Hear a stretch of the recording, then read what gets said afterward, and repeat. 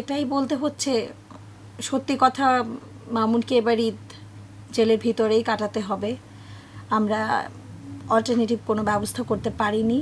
আমরা ঈদের পরে জামিনের চেষ্টা করব। আসলে মামুন এমন সময় অ্যারেস্ট হয়েছে, মামলাটা এমন সময় দায়ের হয়েছে, সময়টা একেবারেই কম। আপনারা জানেন আজকে থেকে আদালত ছুটি ঘোষণা হয়েছে, বন্ধ থাকবে। আগামী 19 তারিখে আবার কোর্টের স্বাভাবিক কার্যক্রম শুরু হবে।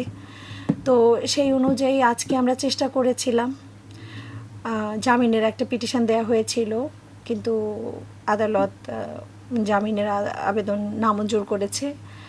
পরবর্তীতে যে আইনানুগ ব্যবস্থা আছে, আমরা ঊর্ধ্বতন আদালতে যাব। যে আইনগত ব্যবস্থা আছে আমরা সবই নিব। আর আশা করি ঈদের পরে ইনশাল্লাহ মামুনকে জামিনে মুক্ত করা যাবে।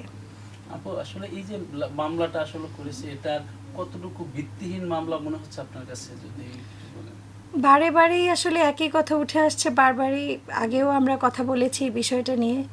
ভিত্তিহীন বা কি, আসলে বিচারাধীন কোনো মামলা নিয়ে এই ধরনের কথা না বলাই ভালো।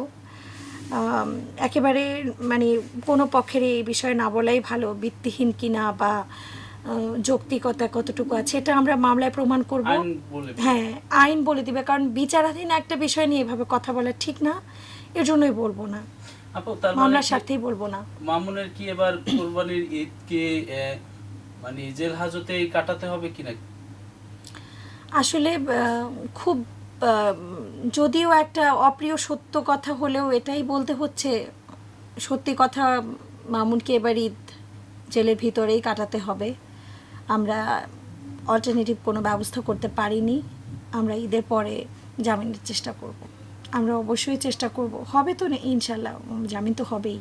ঈদের পরে যত তাড়াতাড়ি সম্ভব আমরা চেষ্টা করব। মামুনের ফ্যামিলিকে কিভাবে সাপোর্ট দিয়ে যাচ্ছেন? আপনি তো তার বোন হিসেবে আছেন।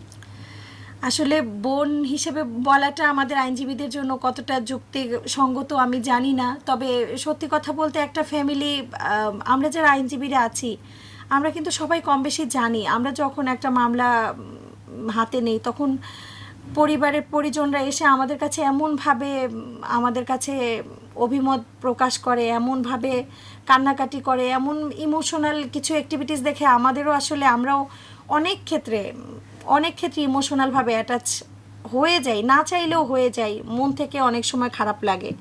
এটা স্বাভাবিক একটা ব্যাপার, এটা আসলে আইনজীবী হিসেবে না, এটা একজন মানুষ হিসেবে মানুষের জন্য খারাপ লাগাটা, একজন মানুষ হিসেবে মানুষের জন্য খারাপ লাগা, এটা আইনজীবী হিসেবে না। এটাই আসলে চেনানোর জন্য বা জানানোর জন্য কোনো কাজ করিনি। আগেও বিগত দিনেও আমি কিছু কাজ করেছি, তখনও আমাকে দেখেছে অনেকেই, যারা খবর দেখেন, যারা মিডিয়ায় দেখেন, তারা দেখেছেন আমি বিগত দিনেও কিছু আলোচিত মামলা করেছি। তবে এই বিষয়টা যেহেতু বেশি আলোচিত হয়েছে, যার কারণে আমার মুখটাও বারবারই সোশ্যাল মিডিয়ায় দেখা গেছে। এখানে আমার কোনো হাত ছিল না, আসলে এটা সম্পূর্ণই আমি বলবো মিডিয়ার একটা ব্যাপার। ওই কারণেই আমার মুখটাও বারবার দেখা গেছে, এখানে আমার কিছু করার ছিল না। আপু, অনেকেই বলছে যে আপনি ভাইরাল হওয়ার লক্ষ্যেই মামুনের এই মামলাটা হাতে নিয়েছেন। আসলে মামুনদের সাথে সম্পর্কটা আমার মামলা থেকে না, তার আগে থেকেও আছে। যেমন ওরা যে বিজনেসগুলো করতো, মাসুদ খান বিউটি জোন, মাসুদ খানের যত কাজ, যত ডকুমেন্টস, এগুলো আমি দেখতাম, এবং আমি ওনার লয়ার হিসেবে যেহেতু অ্যাপয়েন্ট আছি। তো এই যে মামুন আর উনি যে একটা বিজনেস ট্রানজ্যাকশন, একটা যৌথ একটা বিজনেস ওপেন করলো না, প্রিন্স কাট সেলুন, ওটারও কাগজপত্র কিন্তু আমি রেডি করেছি, সব করেছি। যার কারণে সম্পর্কটা কিন্তু মামলা থেকে শুরু হয়নি, সম্পর্কটা আগে থেকেই ছিল।